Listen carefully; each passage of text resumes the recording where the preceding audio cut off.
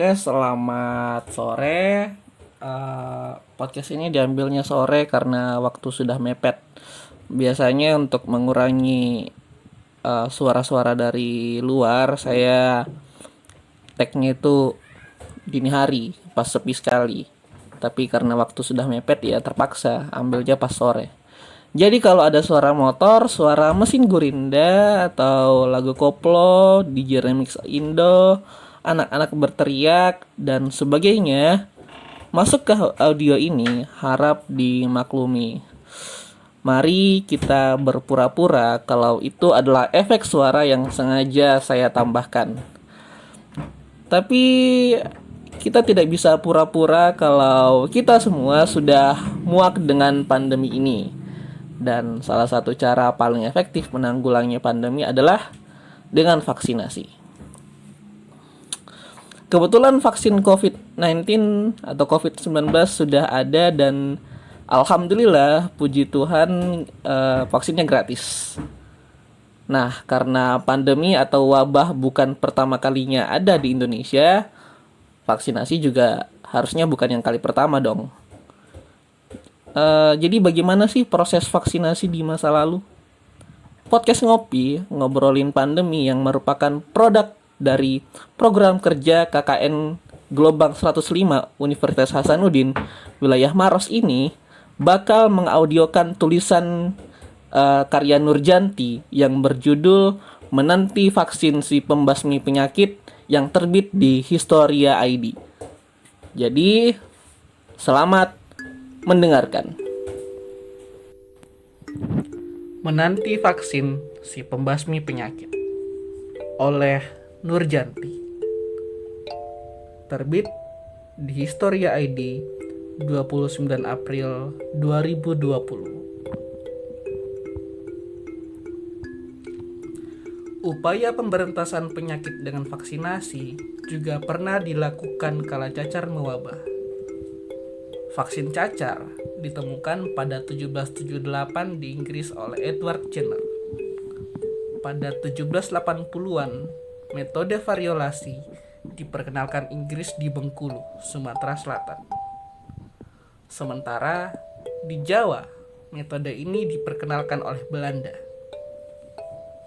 Variolasi atau inokulasi merupakan metode pertama kali yang digunakan untuk mengebalkan imun tubuh dari penyakit dengan mengambil sebagian infeksi ke tubuh orang lain. Peter Bungkart dalam Smallpox Vaccination and the Pax Neerlandica menyebut, pada mulanya sejumlah kecil orang yang diinokulasi, kebanyakan orang Eropa dan budaknya. Inokulasi ini jauh lebih berbahaya daripada vaksinasi.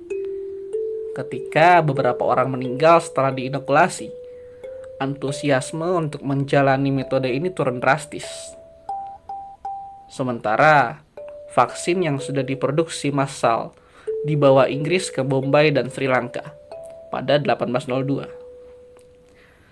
2 tahun kemudian, vaksin yang sama dibawa ke Jawa oleh Belanda antara 1805 dan 1815. Vaksinasi meluas di Jawa dan makin banyak orang yang menerima vaksin. Ketika Inggris berkuasa pada 1815, Letnan Gubernur Thomas Stamford Raffles menjalankan program vaksinasi dengan sistematisasi detail dan menyeluruh. Petugas medis, khususnya mantri, dikirim ke pelosok sehingga distribusi vaksin bisa sampai ke desa-desa. Lisbeth Hasseling dalam Healers on the Colonial Market mencatat, ketika vaksinasi pertama kali diperkenalkan di Priangan, orang-orang mencurigai program ini. Beredar desas-desus bahwa vaksinasi merupakan usaha pemerintah kolonial menandai setiap anak lelaki untuk dimasukkan sebagai tentara kelak ketika sudah dewasa. Orang-orang yang takut lantas kabur ke hutan untuk bersembunyi. Pada 1818, pemerintah kolonial menggratiskan vaksinasi cacar di semua daerah.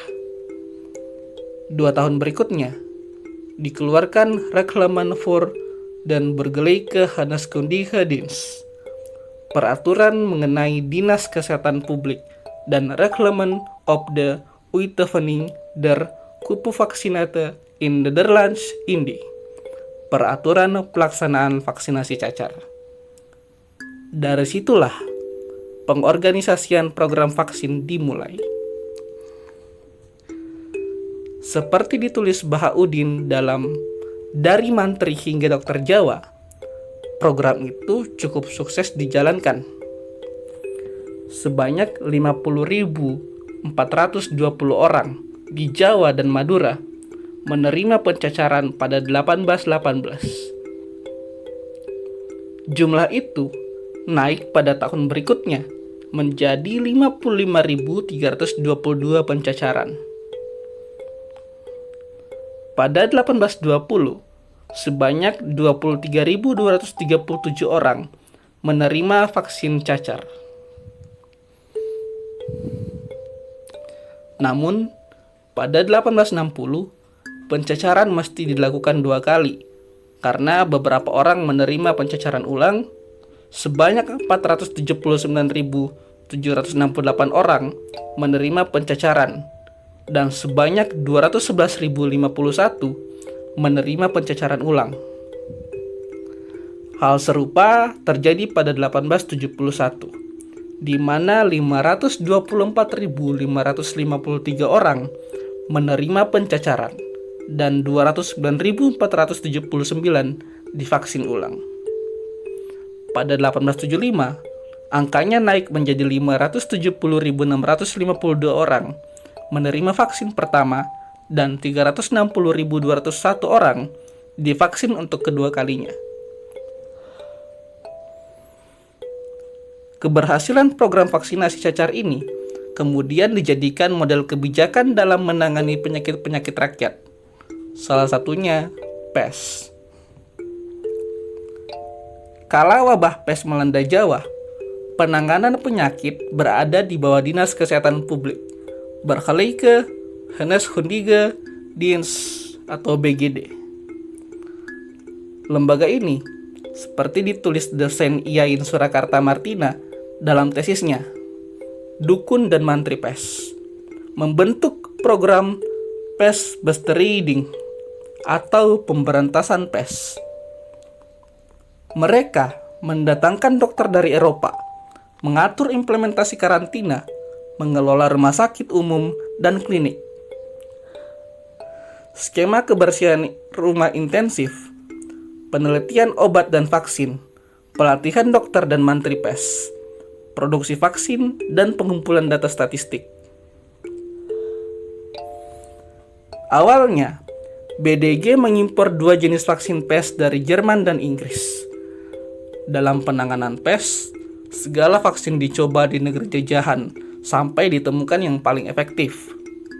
Kata Martina pada Historia, pemberian kedua vaksin ini dilakukan pada 65.720 orang dalam jangka waktu 7 bulan.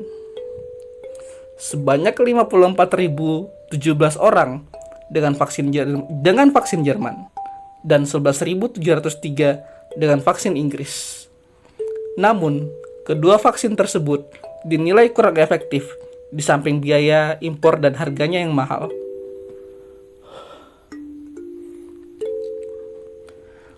Pada 1930-an, Dr. Otten dari Institute Pasteur, Bandung, mengembangkan vaksin dari bakteri PES hidup. Vaksin ini ternyata lebih efektif dibanding vaksin impor dari Jerman dan Inggris. Martina menyebut, kala penanganan cacar, Dr. Otten juga mengembangkan vaksin kering cacar yang lebih efektif digunakan di wilayah tropis. Pemvaksinan massal kemudian dilakukan dengan bantuan mantri. Seperti ketika vaksinasi cacar, pada 1939, pemerintah kolonial mengklaim sebanyak 2,5 juta orang telah menerima vaksin, temuan Dr. Otten, dan lebih dari 10 juta orang telah divaksin ulang. Vaksinasi ini berhasil mengurangi 25% tingkat kefatalan penyakit PES. pada akhir masa pemerintahan kolonial, laporan tentang angka korban penyakit pes terus menurun karena meningkatnya daya imun penduduk terhadap penyakit pes. Itulah tadi audio artikel tentang vaksinasi di masa lalu. Semoga vaksin COVID-19 cepat didistribusi dan apa sih istilahnya? Kita semua bisa divaksin dengan aman dan efektif dan bisa kembali beraktivitas seperti sebelum pandemi. Amin. Ingat, kita belum aman dari COVID, jadi tetap jaga kebugaran dengan olahraga teratur, makan makanan bergizi seimbang, sering-sering cuci tangan, pakai masker kalau bepergian, hindari kerumunan, dan tetap jaga jarak. Sekian, dan sampai jumpa di episode selanjutnya.